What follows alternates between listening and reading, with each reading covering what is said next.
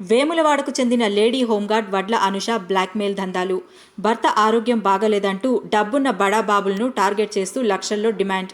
Retired AE ద్వారకాశేఖర్ దగ్గర 3,50,000 అప్పుగా తీసుకొని తిరిగి అడిగితే పెళ్లి చేసుకున్నట్లు మార్ఫింగ్ ఫోటోలు సృష్టించి బ్లాక్మెయిల్ చేసిన అనుష. మరోసారి 5 లక్షలు ఇవ్వాలని బ్లాక్మెయిల్, పరువు కోసం చెల్లించిన శేఖర్ మళ్లీ 3 లక్షలు డిమాండ్ చేయడంతో పోలీసులకు ఫిర్యాదు చేసిన శేఖర్ మార్ఫింగ్ ఫోటోలతో భయభ్రాంతులకు గురి చేస్తున్నట్లు విచారణలో వెల్లడి. అనుషను అరెస్ట్ చేసి రిమాండ్ కు తరలించిన పోలీసులు.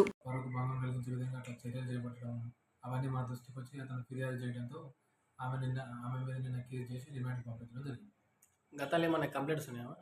గతంలో కూడా ఈమె మీద ఒక వేములవాడకు చెందిన ఒక వ్యక్తి దగ్గర ఇదే విధంగా ఒక 40 lakhs దాకా పైసలు తీసుకొని అవి ఇవ్వకుండా అతన్ని కూడా బెదిరించిన సందర్భంలో అది గతంలో కూడా కేసు నమోదైంది. అప్పుడు కూడా ఈమెని జైలుకు పంపించడం జరిగింది.